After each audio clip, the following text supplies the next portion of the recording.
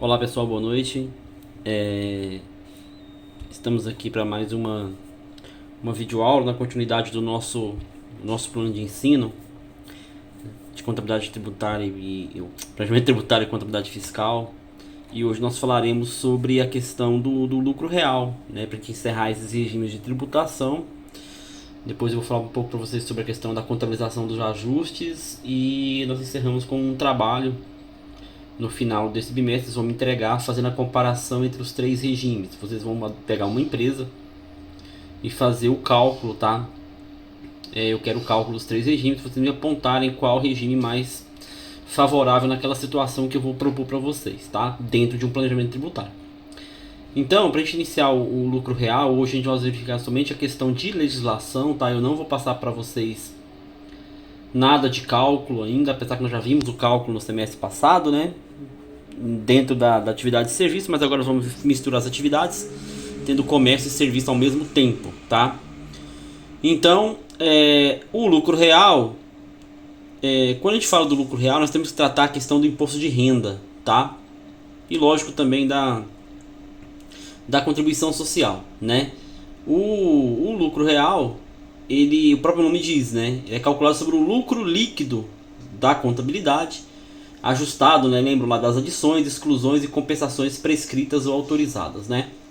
Então, o próprio nome diz, é o lucro real, é a realidade do lucro da empresa que vai à tributação, tá? Depois de eu fazer todos os meus, contabilizar todas as minhas despesas, né? Os meus custos, fazer todos os abatimentos ali necessários dentro da contabilidade, apurar o meu lucro líquido, né?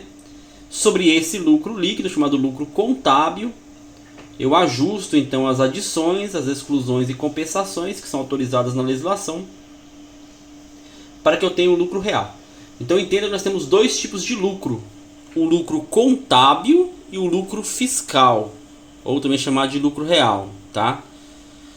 Então não é apenas o lucro registrado no DRE, na DRE lá que eu vou levar à tributação, não. Eu pego aquele lucro e faço meus ajustes através das adições, exclusões e compensações, tá? Para que o resultado seja apurado de forma correta, o contador deve adotar um conjunto de procedimentos corriqueiros, né, no ambiente profissional, com uma rigorosa observância dos princípios da contabilidade, constituição de provisões necessárias, a escrituração fiscal completa, tá? E contábil completa, os custos, preparação das demonstrações contábeis, balanço patrimonial, demonstração de resultado, balancete, né, o LALUR, o livro de apuração do lucro real, chamado LALUR, entrada, saída, livro de registro de inventário. Então, gente, é a contabilidade geral mesmo, tá? Qualquer empresa pode optar pelo lucro real. Qualquer empresa, mas tem que deixar bem claro para o empresário: todos os registros da empresa têm que ser contabilizados, todos, sem exceção. Todas as notas fiscais de entrada, de saída, todas as notas fiscais de aquisição de material para uso e consumo, pagar tudo devidamente registrado, porque senão, se ele não manda toda a documentação para o escritório, você não tem todas as informações, não vai ser o lucro real da empresa, né?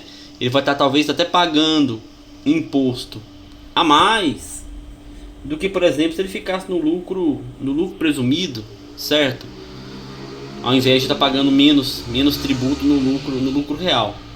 Olha, mas dá para pagar menos? Lógico que dá, né? Tudo de acordo com o planejamento tributário. Você tem que analisar essa questão do planejamento, porque se você tem uma empresa que tem uma margem de lucro muito pequena, a margem de lucro dela está sendo muito pequena, ela tem muita despesa, a margem de lucro muito pequena, então compensa você pegar e fazer um estudo para a tributação pelo lucro real, né? Que muitas vezes vai compensar para essa empresa. Então tudo depende do planejamento tributário, tá?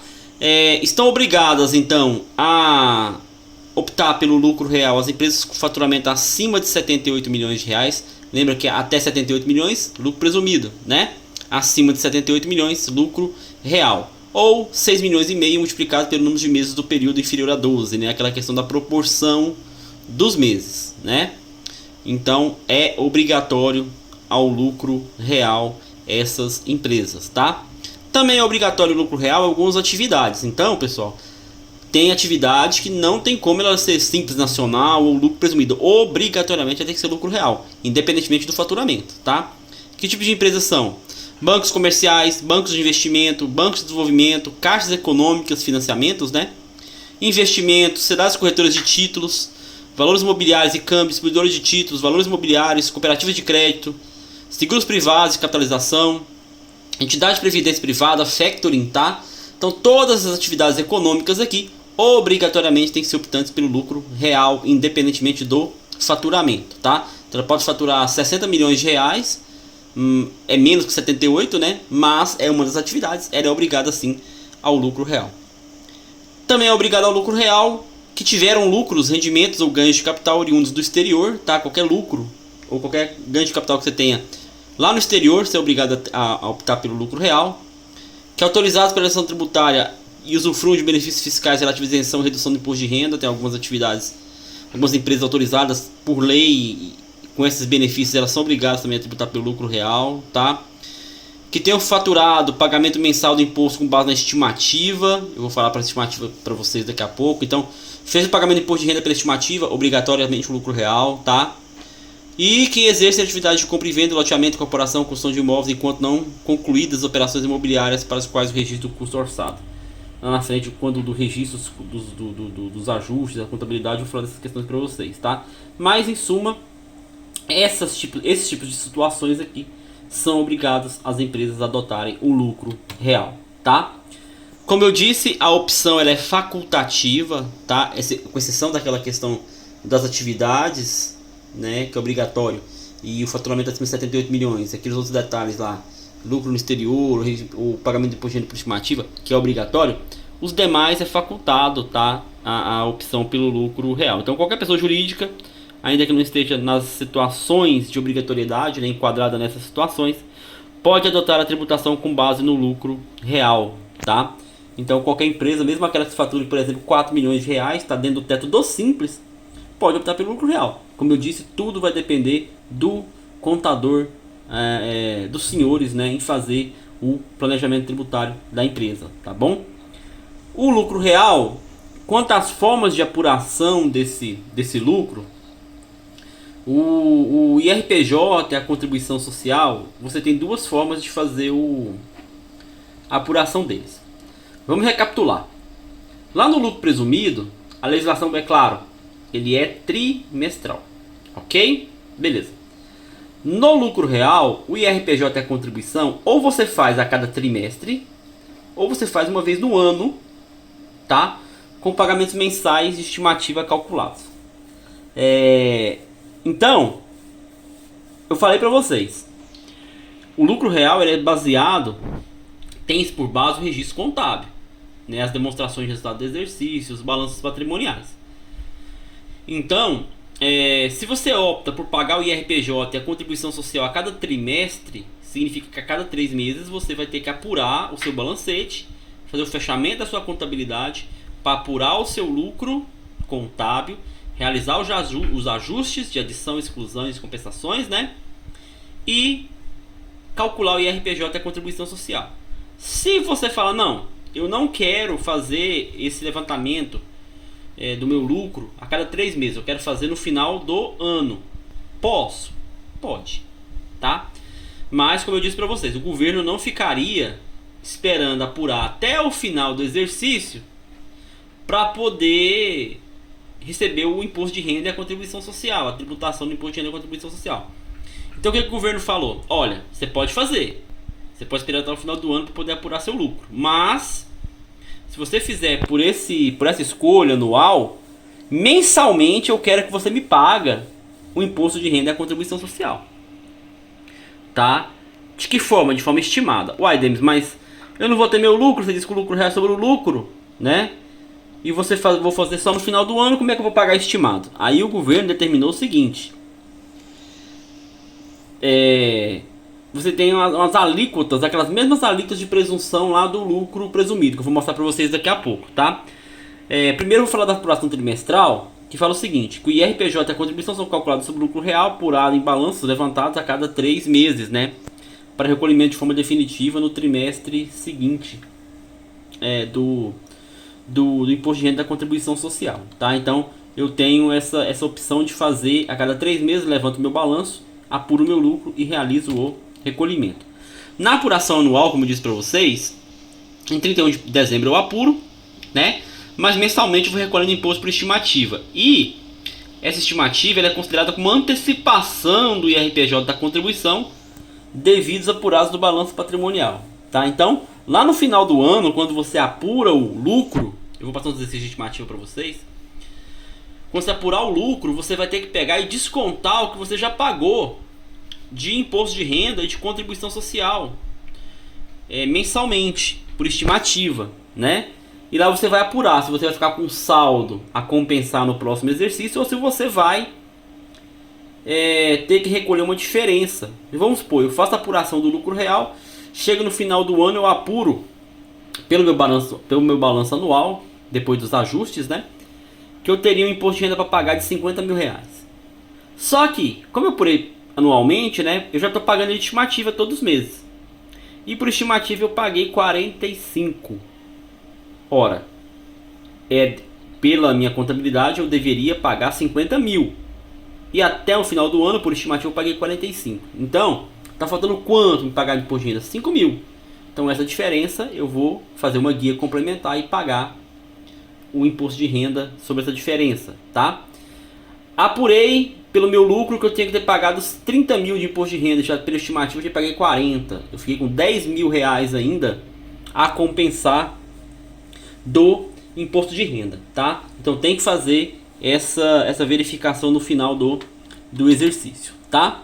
A estimativa, como eu disse, a base de cálculo do imposto estimado, do imposto de renda em cada mês, corresponde ao montante determinado pela soma das seguintes parcelas. Ó, letra A. O valor resultante da aplicação do respectivo percentual de lucratividade sobre a receita bruta da atividade. Os ganhos de capital, demais receitas e resultados positivos são não abrangidos na letra A. Então, também da mesma forma que no lucro presumido, esses ganhos de capital, demais receitas, sabe? E resultados, eles têm que ser somados na base de cálculo para fins do cálculo do imposto de renda por estimativa. É o mesmo cálculo do lucro presumido, pessoal, não muda nada, nadinha, tá? É o mesmo cálculo do lucro presumido, imposto de renda e a contribuição social. Por estimativa, é o mesmo cálculo do lucro presumido. A diferença é que você obrigatoriamente tem que pagar ele todo mês e os códigos de receitas são diferenciados, né? Aquele código da guia do DARF, ele é diferenciado, você tem um código específico para o imposto de renda no lucro real, para a contribuição social no lucro real. Então, muda essa questão, mas quando você faz por estimativa, opta por apurar só no final do ano o seu balanço e opta por pagar por estimativa imposto de renda e contribuição social mensalmente, é o mesmo cálculo do lucro presumido, são os mesmos índices, pessoal, de presunção. Olha aqui, ó, índice de presunção para o lucro real na estimativa, ó. Atividades em geral do comércio, 8%, revenda de combustível 1,6%, serviço de transporte de carga 16%, transporte de carga, serviço de transporte de carga, né? 7 de carga 16%, de cargas 8%, serviço em geral 32%, exceto hospital, que é 8%, intervenção de negócio 32%, administração de locação e cessão de bens e direitos 32%. Então, são os mesmos índices lá do lucro presumido. O cálculo é o mesmo, pessoal, o mesmo, tá? Quando é por estimativa dentro do lucro real, tá bom? Na contribuição social a mesma coisa, olha só lá, ó, 12% da receita bruta para as atividades do comércio em geral, 32% da receita bruta das atividades, né, de prestação de serviços em geral, exceto serviços hospitalares de transporte, como eu já disse anteriormente, integração de negócio, administração e locação de bens, prestação cumulativa e continuada de serviço de assessoria, que tem alíquotas diferenciadas também para a contribuição. Mas em regra geral é 12% para comércio e 32% para o serviço, tá? Então observa, gente, que é a mesma sistemática de cálculo do lucro presumido quando você opta por fazer o pagamento do imposto de renda, o levantamento anual do seu balanço e pagar o IRPJ e a contribuição social por estimativa, tá? Então guardem bem essa questão da estimativa do imposto de renda e contribuição social. É a mesma sistemática do lucro presumido, tá bom? No pagamento do imposto de renda e contribuição no trimestre, aí eu já estou mudando. preferi pagar trimestralmente e vou apurar meu balanço trimestralmente. Cada 3 meses apuro. Apurei meu resultado, vou pagar meu imposto de renda e a contribuição já pelo meu resultado, tá? Não estou falando aqui da estimativa, que a estimativa é quando você opta por ser anual e aí você vai pagando o imposto de renda e a contribuição social a cada mês por estimativa, de acordo com aqueles índices de presunção. Aqui não, aqui eu optei por pagar no trimestre, estou levantando meu balanço patrimonial no trimestre, meu resultado trimestral, e aí eu pago o imposto de renda e a contribuição social no trimestre, tá? Então, o IRPJ e a contribuição próxima do trimestre deverão ser recolhidos em cota única até o último dia útil do mês seguinte ao do encerramento do período de apuração. Então, primeiro trimestre, janeiro, fevereiro e março, apurei meu balanço, achei meu lucro, ajustei, achei meu lucro, paguei imposto de renda e contribuição, vou pagar até 30 de abril, né? Esse imposto de renda, até o último dia útil do mês seguinte ao encerramento do trimestre. Abril, maio e junho, encerrei meu trimestre, paguei imposto de renda sobre o meu balanço. Em julho, eu pago esse IRPJ e essa contribuição social, tá? Então segue essa questão. Da mesma questão também no lucro presumido, o imposto de renda ele pode ser parcelado, tá? O empresário não consegue pagar ele de uma cota única no trimestre, ele pode parcelar ele e fazer o recolhimento, desde que o valor seja abaixo de R$ 1.000 e, óbvio, parcelei, eu tenho incidência de juros, né? Para fazer o pagamento a partir da segunda parcela. A Receita Federal, lógico, o governo não vai fazer um parcelamento sem que você tenha a correção monetária dessa parcela, tá bom? Então, só para vocês terem ciência que pode sim ser parcelado o imposto de renda e a contribuição social a cada trimestre, tá? Existe uma sistemática também chamada redução ou suspensão de pagamento mensal, tá? Então, a pessoa jurídica que demonstrar através de balanços ou balancetes intermediários que o imposto ou a contribuição já pago excede o montante calculado com base no lucro real do período em curso, poderá reduzir ou suspender o pagamento mensal do imposto de renda da contribuição. Os balanços ou balancetes utilizados para suspender ou reduzir o pagamento mensal deverão ser levantados com observância das legislações comercial e fiscal transcrito no livro diário, tá? É o chamado balancete de suspensão. Então o que é isso? Eu optei por fazer o recolhimento do meu imposto de renda, né, anual lá. Então eu estou pagando por estimativa mensalmente ali o IRPJ e a contribuição. Aí o que acontece? No decurso do tempo ali do ano, vamos colocar, nós estamos lá no mês de julho, e eu já estou pagando estimativa desde janeiro. Então de janeiro a julho eu já paguei a estimativa de IRPJ da contribuição social. E eu faço o levantamento do meu balancete, do meu balanço já, e eu já tenho condições de afirmar que o meu lucro, o pagamento que eu já fiz ali de imposto de renda e contribuição social, já está sendo bem maior do que eu vou apurar mesmo no meu lucro, tá?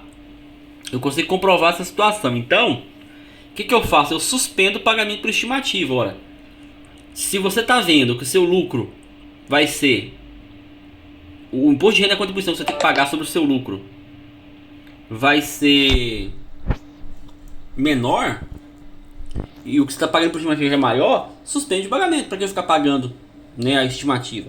Então esse é o chamado balancete de suspensão, tá? O lucro